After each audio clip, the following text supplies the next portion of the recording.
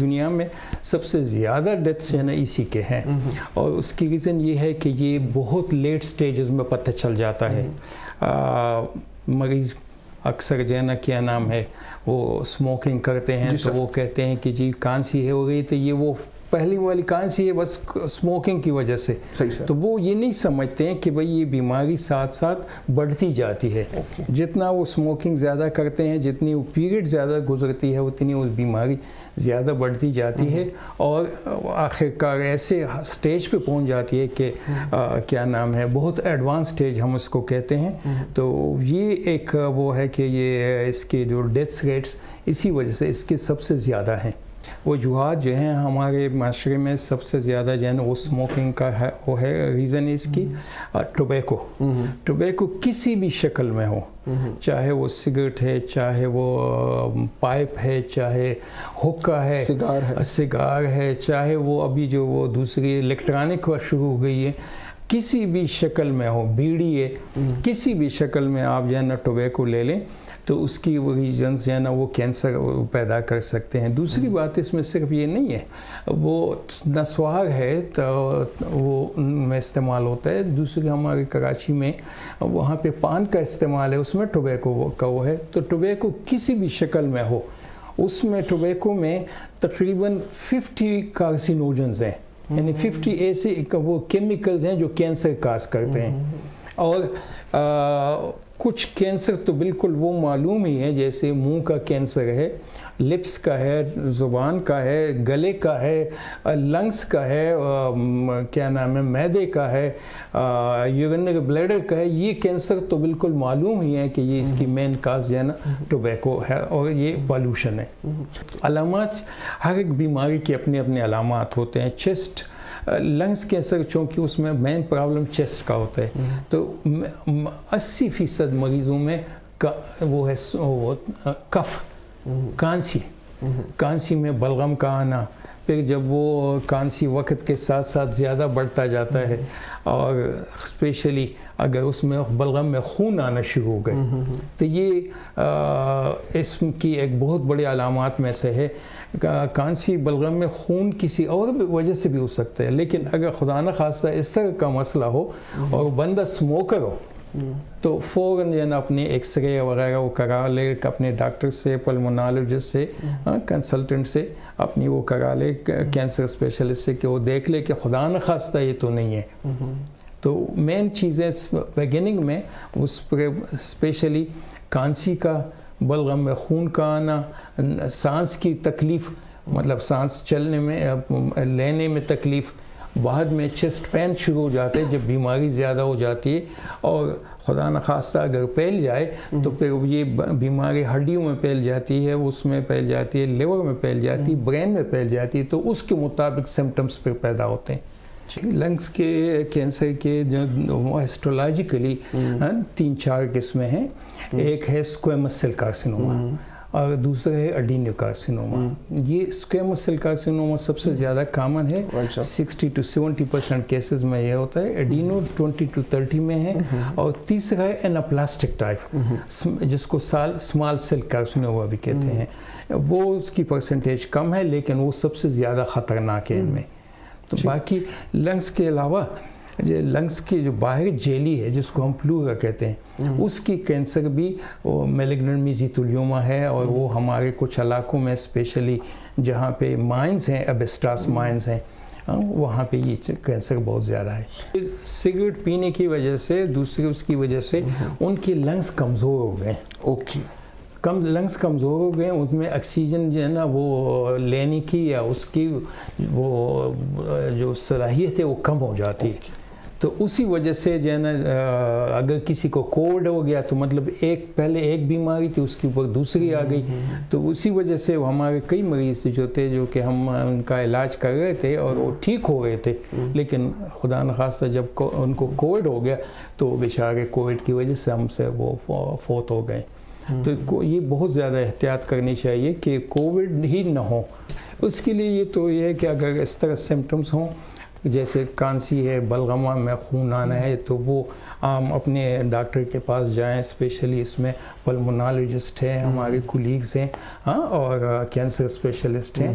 توریسک surgeons ہیں, وہ دیکھ لیتے ہیں, ان کے X ray, C T scan اور معائنہ کر کے پھر اس میں ایک اور ٹیسٹ ہم کہتے ہیں برانکوسکوپی, ہمارے پلمونالوجی والے کولیگ کر لیتے ہیں. اس میں وہ دیکھتے ہیں پھیپھڑوں کے اندر جو برانکائے ہیں کہ وہاں کوئی بیماری اس طرح تو نہیں ہے, جو کہ ایکس رے میں یا سی ٹی اسکین میں آگے ہے, تو وہاں پہ اس طرح کی کوئی بیماری, کوئی مسئلہ تو نہیں, اور اس کی وہ بایوپسی لے لیتے ہیں, برانکیل واش کرتے ہیں. اچھا, اسی طرح اگر پلورل انوالو ہے یا وہ ہے تو پلورل بایوپسی کر لیتے ہیں. تو یہ چیزیں وہ بگننگ اسی سے کر لیتے ہیں, برانکوسکوپی ہے, ایکس رے ہے, دوسرے ٹیسٹ وغیرہ کر لیتے ہیں, جس سے پتہ چل جاتا ہے کہ خدا نخواستہ کینسر تو نہیں ہے, لنگس کینسر تو نہیں ہے. جو پولوشن ہے وہ چاہے کسی بھی فارم میں ہے, فیکٹریز کی وجہ سے ہے, انڈسٹریز کی وجہ سے ہے, یا ٹریفک وہ جو ہے, تو اس چیز کی وجہ سے ہوا میں جو وہ ذرات ہیں اور یہ کیمیکلز ہیں, تو وہ بھی ہم انہیل کرتے ہیں, اور چاہے ہم چاہیں یا نہ چاہیں, لیکن وی ہیو ٹو. تو اس کے لیے بہتر یہ ہے کہ انسان ایک تو گورنمنٹ سطح پہ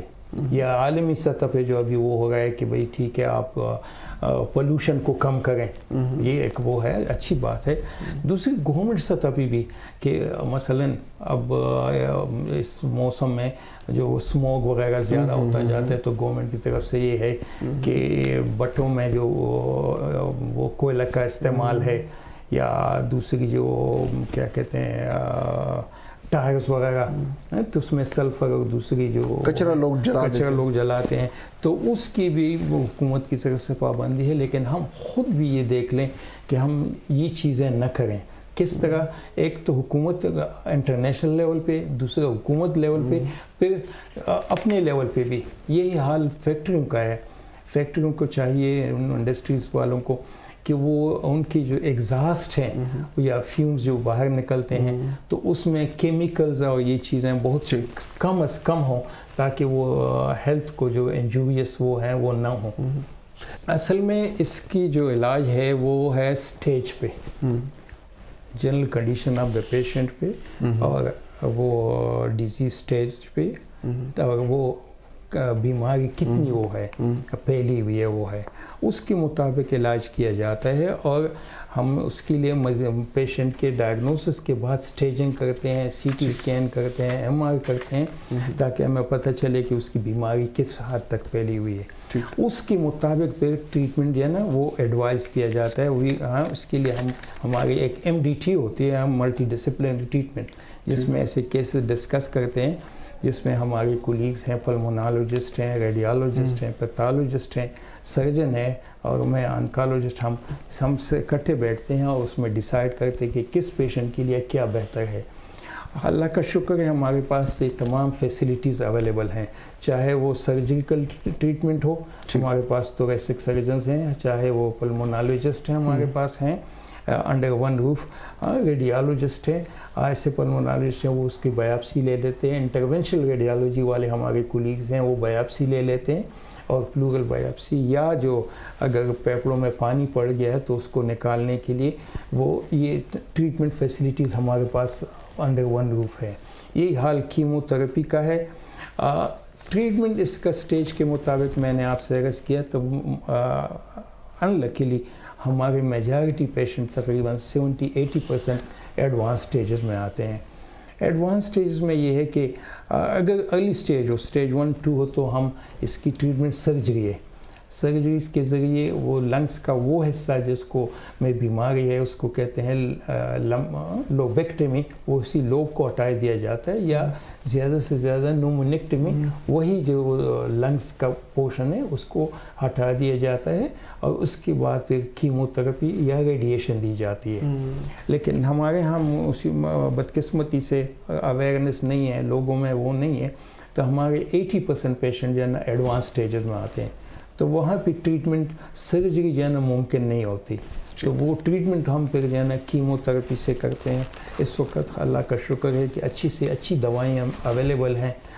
پچھلے 20-30 سالوں میں ایسی دوائیاں آئی ہیں کہ جس میں ایون بیماری ایڈوانس سٹیج میں ہو، سٹیج 3 سٹیج 4 میں ہو، اس کے باوجود جو ہے نا وہ کافی کور کر جاتے ہیں۔ پھیپھڑوں کو کیسے صحت مند کیا جا سکتا ہے، یہ اور باقی جنرل باڈی ایک ہی وہ ہے۔ ہم یہ ہے کہ جو میں نے آپ سے عرض کیا کہ یہ تمباکو نوشی وغیرہ، پان نسواری، ان چیزوں کو چھوڑ دیں، یہ انجوریس ہیں ہیلتھ کے لیے۔ دوسری اس طرح کے جو ہے نا وہ پولوشن ہم کم کریں، اور پھر اپنی جو ہے نا کیا کہتے ہیں متوازن غذا کھائیں، نہ بہت زیادہ اس میں وہ فیٹ ہو، نہ زیادہ گوشت وغیرہ ہو، نہ متوازن ہو ہر ایک چیز۔ پھر ساتھ ہی ساتھ صحت کا خیال رکھیں، واک کریں، ٹھیک ہے، ارلی مارننگ میں واک جو ہے نا بہت اچھی چیز ہے۔ اس طرح کچھ دنوں کے بعد کچھ وہ ٹائم نکلے تو بہتر یہ ہے کہ انسان اس پالوشن سے، شہروں سے جائیں دیہات کی طرف یا پہاڑی علاقوں کی طرف جہاں پہ فریش ایئر اویلیبل ہو، اور آپ فریش ایئر وہ کر سکتے ہیں، ایک چینج آ سکتا ہے، اس سے کافی جو ہے نا وہ صحت مندانہ وہ آ جاتی ہے، وہ ریئلی ایک انقلاب آ جاتا ہے اور زندگی میں ایک سکون آ جاتا ہے۔ تو یہ 2 3 4 چیزیں ہیں، اور پھر ہم اپنے اس پہ اپنی مذہبی اصولوں پہ عمل کریں، صفائی کا خیال رکھیں، اور یہ جو گند بلا جو مصیبتیں ہیں ان سے اپنے آپ کو جان چھڑائیں۔ تازہ ہوا، صحت، ورزش، ٹھیک ہے، واک، جو کچھ بھی ہو سکتا ہے، جتنا بھی کسی کو ٹائم مل سکتا ہے، بلکہ ٹائم اس کے لیے نکال دی جائے واک کے لیے، اور اس طرح سے اس کے لیے سیر و سیاحت کریں، ٹھیک ہے۔ ضروری نہیں ہے کہ وہ انسان امریکہ جائے یا سوئٹزرلینڈ جائے، نہ، ہمارے اپنے ملک میں اچھی اچھی جگہیں ہیں، گلیات ہیں، سوات ہے وغیرہ، اس طرح وہاں انسان جا سکتا ہے فریش ایئر لے کے کچھ دن کے لیے۔